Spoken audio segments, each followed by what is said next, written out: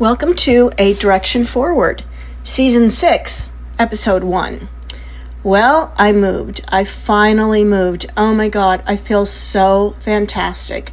And you can tell in my voice that my voice is back to normal. I had no voice for several months. I don't know what it was. They did every friggin' test they could think of. CAT scan, camera down the throat. That wasn't fun. And nothing. They couldn't come up with anything. And yet, the day after I moved away from where I was living, I got my voice back. It's a miracle. Or it was a spell. One of the two. But anyway, I'm going with it was a miracle. And I'm very happy, and I'm very happy that I've got my voice back. So I'm going to talk about this season 6. I can't believe it. Episode 1. 12 dating trends psychologists actually think are healthy. So dating has collected a lot of weird habits lately, from endless swiping to people naming every tiny behavior like it's a new condition. Still, not every recent trend is bad news. Some of the changes from the last few years are actually making dating a little more honest, less rushed, and easier to handle. So psychologists tend to like the trends that help people notice what they want, say it out loud, and stop treating romance like a guessing game with better lighting. I love that. The first one is called slow dating. Slow dating is not actually new, but it has become a useful pushback against the feeling that every match has to turn into instant chemistry or disappear forever. Or I call it between the sheets. The idea is simple enough. Give the connection a little time before deciding whether it's amazing, doomed, or not even worth a second coffee. Well, I usually know that by the second date, but psychologists tend to like this because people make better choices when they are not trying to force a spark on a deadline. It also makes room for something dating apps are not great at showing, which is how someone feels to be around after the first burst of novelty wears off. Or as I say, the onion starts to, peel and you get to see the real person. Number 2, being clear about what you want. This is important. More people now say that they are looking for early, and that is probably one of the healthier dating shifts around. Want a serious relationship? Say it. Not looking for a commitment right now? Say it. It can feel a little awkward at first, but it saves both people from building a whole fantasy on top of a mismatch that there was from the beginning. In other words, like, if you're just a player, and you're a player, and admit it, you're a player. I'm just out for, to have you between the sheets, and I might, be with you for a while, and then I'm going to drop you like a hot potato. Or if you're really interested in, a relationship, say you're interested in a relationship. Don't beat around the bush. And I've found that the more open you are with someone, and then you ask some of the most important questions, like what do you feel is a normal relationship? And if they can answer that without saying that it's just easy, without any drama, if they say, well, there's conflict sometimes, and there's things, and you work it out and blah blah, then that person knows what a normal relationship is. If they say they just want it easy with no drama, then that person immediately is an avoidant and emotionally immature, and don't walk the opposite direction. So that's my advice to you. But anyway, yes, being clear about what you want, I think, is really important. Taking breaks from dating apps. Oh my goodness, yes. There is nothing glamorous about deleting an app for a while, but it can be very useful. Dating apps can start to feel less like meeting people and more like checking a tiny machine that keeps asking for emotional effort. Psychologists usually support breaks when the whole thing becomes draining, because stepping back helps people remember that dating is supposed to be part of life, not a second job with worse notifications. And I did exactly this. I came off of all the dating apps. I deleted all of my profiles, and I just took a break for, it was like 3 months or so, and I felt great. And then I went back on the one dating app, and I met the most wonderful man. I mean, he's just adorable, and I'm having such a great time, and we enjoy each other's company. And so, yes, I strongly believe in, taking breaks and giving it a break. Number 4, treating boundaries like normal conversation. Boundaries used to get framed as something intense, like a dramatic talk people had after things already went wrong. Now, more daters are bringing them up early and casually. Someone might say they do not like texting all day and prefer to meet in public first, or need more time before things get physical. None of that has to be cold or complicated. It is just information, and healthy relationships tend to run better when people are allowed to give each other information. Again, we're talking about healthy relationships, normal people, not someone that's an avoidant or someone that's just a player and that just wants you for one thing. And unfortunately, there are people out there like that.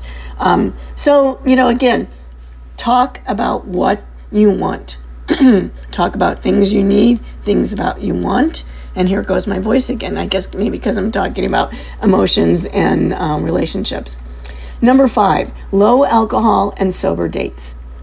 Coffee walks, daytime dates, museum meetups, dessert spots, zero-proof bars, they all have a different energy from the old default of meeting for drinks.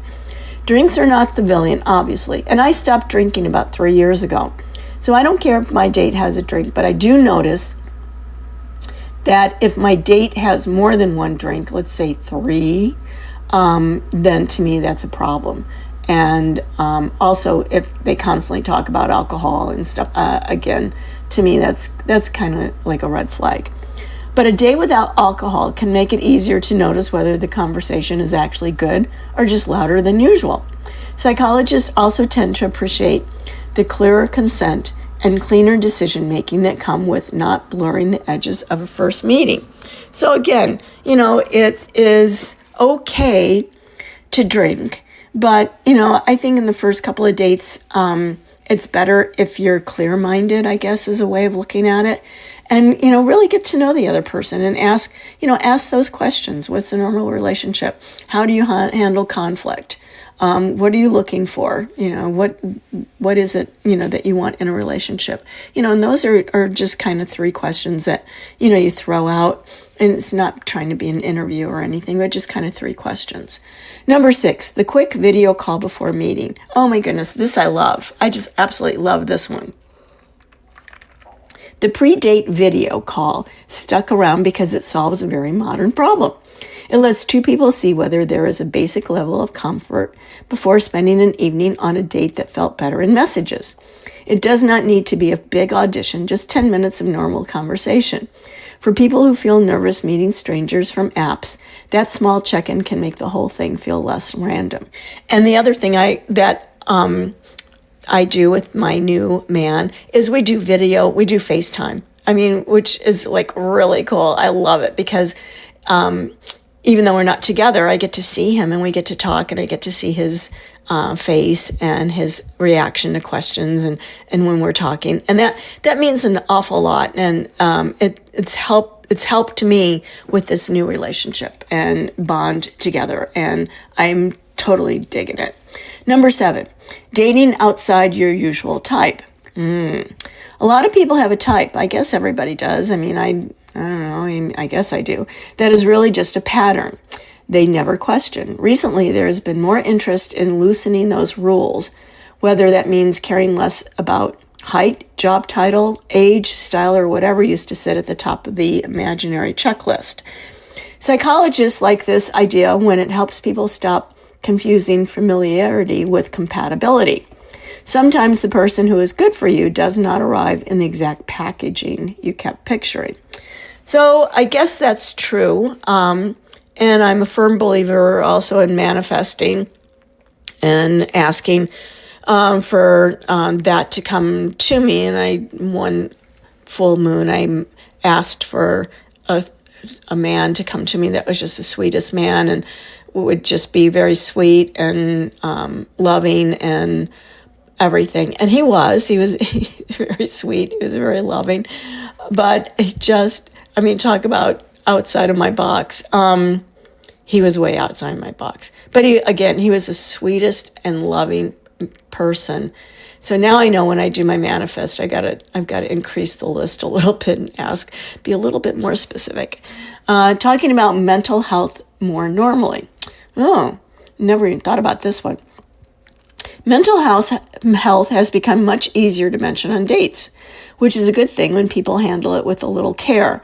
A first date still does not need to become a therapy session, but being able to say that you are in therapy, dealing with stress, recovering from burnout, or trying to communicate better can make dating feel more human. The healthy part is not oversharing. It is dropping the idea that everyone has to pretend that they are perfectly fine until month 4 or 3, if you make it to month 4. I don't know. I always say everybody at one point or not, perhaps, I know I have gone through therapy.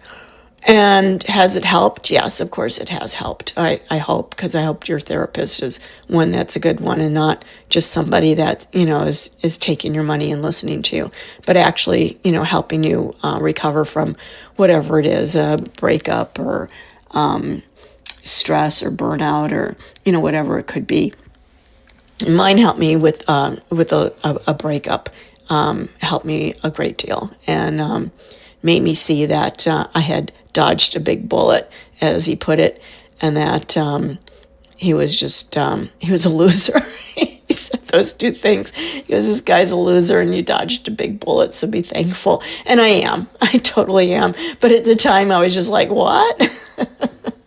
So I do mention, that I have gone through therapy, for, getting over things or to help me with relationships or stress, I guess you might want to call it. I guess I could just say stress, but I'm not in therapy now. Asking about values earlier. Ooh, vibes are fun, but values are usually what people end up living with. More daters are asking earlier about the things that shape real life, such as family, money, politics, ambition, religion, kids, lifestyle, and how someone treats people when they are annoyed. Again, I said, how do you handle conflict?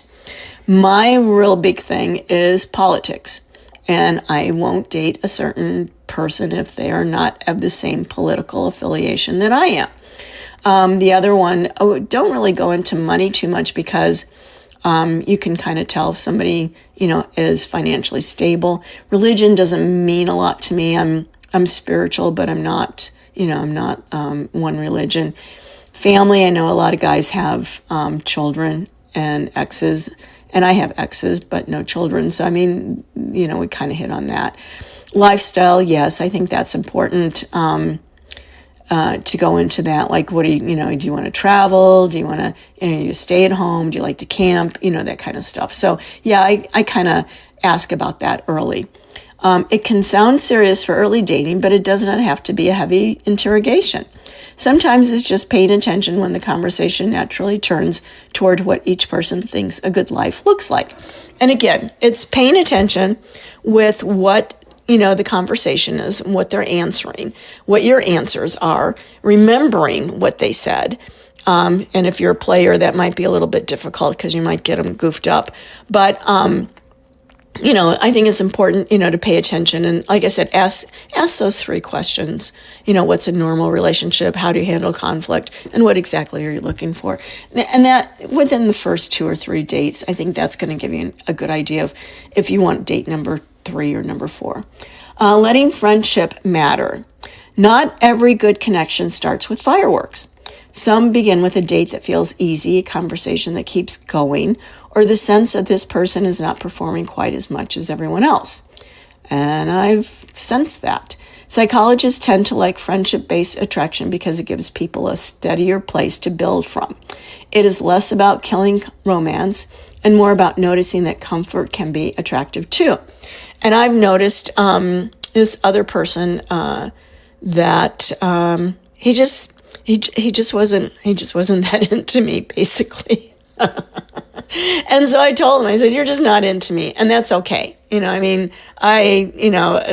realized that it just wasn't going to work out. And he even said to me that he had a few issues that he was working through, and that, I'm a great person and blah, blah, blah, blah, blah. But he had some things that he had to work on.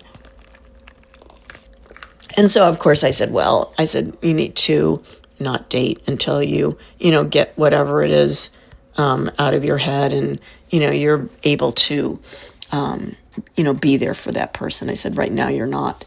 Number 11, talking more clearly about sex and consent. This trend does not make for the flashiest dating story, but it matters. More people are talking directly about comfort, protection, testing, exclusivity, and what they actually want before sex happens. That kind of conversation can feel clumsy, especially if someone is used to hints and assumptions. But still, it's a healthier way than hoping both people magically understand the same unspoken rules. And I do feel that it is kind of like a big, maybe my voice might not be able to handle it. My voice kind of goes away when I get a little tense or scared, I guess. But I do feel that it's something that, and you can kind of tease about it, that kind of stuff. I know that I've done that a couple of times, just kind of like, well, I'm not really into this. How about you? And just kind of see what they say. And the thing is that with the sex part, you're going to know. I mean, you're going to look at each other, and that, I call it that spark or whatever, that spark's going to be in his eyes, and it's going to be in your eyes. And without having to say too much, it's going to be a trend to, be in a horizontal position together. And without really going into too much. But I mean, you do kind of cover the basics, I would say. Number 12, not treating being single like a problem. One of the better shifts is that more people are refusing to date just to avoid being single. They're taking time, saying no more often, ending situations that feel confusing, and building lives that are not just waiting rooms for a relationship. Oh my God. And that was like this one person, it just wasn't working. And then another person, I felt that it was just a surface level. There was no emotion to it. There was no, he had no emotion. I mean, he was so emotionally immature and avoidant. He was surface level all the way. Psychologists have been saying for years that a bad relationship is not automatically better than no relationship. I don't know about that. This trend feels healthier because it gives people room to choose someone, not just grab whoever happens to be there. So, treating not being single like a problem. I don't know. I enjoy being single, but I do like being with someone. I enjoy, having dinner and being with them and talking and getting to know that person. But I'm okay with being single too. So I think maybe you need to be happy, with yourself, and happy with what's going on with your life, and be healed from any type of prior situation. And I know that I took the time to heal. And I made sure that I was going in a direction forward, and that I was ready to take on a relationship and look for someone that, not just somebody that was like a surface like this other guy was, but someone that really wanted a relationship, that really wanted to be with me and be involved with me, being exclusive, and not have gal pals, and not be doing, stuff that, not have third parties, like this other one did. It was just, going to be the two of us, exclusive and intimate. And that's what I feel like I have now with this new person. So always, kind of double check. These are just 12, guidelines. It's not written in stone or anything like that. But I do think that it's a healthy way of looking at dating and dating trends, and to go on from there. So should you have any questions, or if you'd like to send me a question, I'm at adirectionforward@yahoo.com. And I've gone almost 20 minutes on this one, and my voice, I think, is back, and I'm doing good. I'm in a new place, a new guy. just loving it, loving the summer and looking forward to whatever it brings my way. So have a great 4th of July, and thanks for listening.